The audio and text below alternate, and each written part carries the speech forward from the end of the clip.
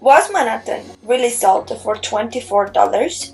The negotiation between Dutch settlers and Native Americans is at the origins of New York. But how much truth is there? History is full of reckless sales and sensational deals. One of the most famous, according to legend, took place in Manhattan, where the island's natives sold it to the Dutch for a handful of beads and the equivalent of $24 in cash. Did it really go, though, like this? Maybe not. Here's how Manhattan ended up in the hands of European settlers and why the transaction itself remains a historical mystery to this day. When European settlers arrived in the Hudson River region, the area had already been settled by the lenape, who called the verdant island along the Hudson Manhattan, or Illy Island. The lenape, who spoke an Algonquian language and traded with a variety of other Native Americans, lived a sensational existence on this island, rich in natural resources and with animals in abundance. And it was specifically animals, and particularly beavers, that got the attention of the first Europeans who encountered the lenape in Manhattan starting in 1500. Indeed, much of North America's appeal to early Europeans had to do with these animals' skins, which were used to produce fashionable hats and luxury items for European consumers, especially since Europeans had kicked fur-bearing animals on their continent almost to the point of extermination.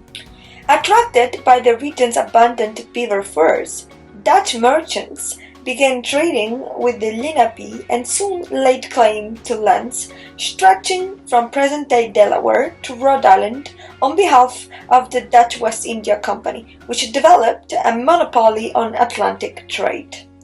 The company went on to found the New Netherlands in 1621, extending Dutch rule to the Hudson River region.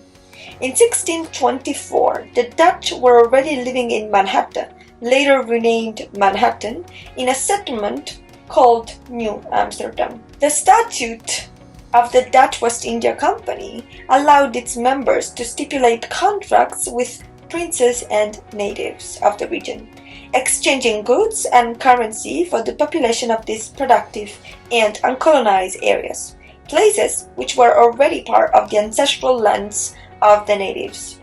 Thus, the company did not simply colonize the land in question, but purchased as much as possible from its native inhabitants. In 1626, the Dutch appear to have done just that. In a report to the Dutch West India Company, colonist Peter Schagen wrote a letter in which he stated that the Dutch purchased Manhattan's highlands from the Indians to the value of 60 guilders.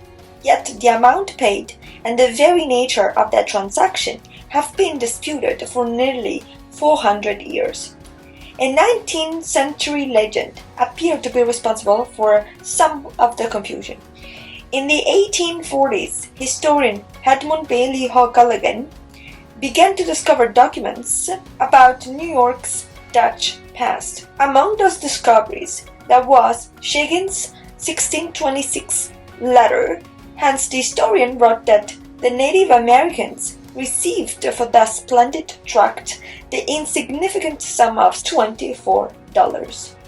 Readers were greatly impressed by O'Callaghan's $24 and other tales of exchanging beads for valuable goods throughout the region, and from this, the legend was basically born. Yet the modern historians point out that at the time, 60 guilders were worth pretty much our $1,000, and if money changed hands, it was likely accompanied by furs, beads, and other valuable trade goods. Yet if we do have a Dutch final act for the purchase of Staten Island from the Munsee people that shows evidence of this bargaining, we miss such an act for Manhattan. And that's what makes us think that the significant deal here for the acquisition of Manhattan was actually not a sale. The Lenape and other Native Americans probably did not know European forms of ownership and did not recognize individual rights to land at all. Rather, the indigenous inhabitants of the area probably thought that they were agreeing to share the land with the Dutch or lease it to them. The Dutch, however, were convinced that they had purchased the land and proceeded to colonize it with the help of their settlers, enslaved Africans, merchants from various nations, and people fleeing religious persecution. The beaver trade flourished to the point that their pelts became one currency accepted throughout New Netherlands. In 1664, 1,500 people lived in New Amsterdam, and 18 languages were spoken in the settlement. The city was known for the wall that surrounded it, built by slaves. Its remains became the famous Wall Street in New York. But the wall was not enough to protect the Dutch, so in August 1664, English soldiers attacked New Amsterdam. A month later, when Dutch governor Peter surrendered, the multicultural colony was renamed New York.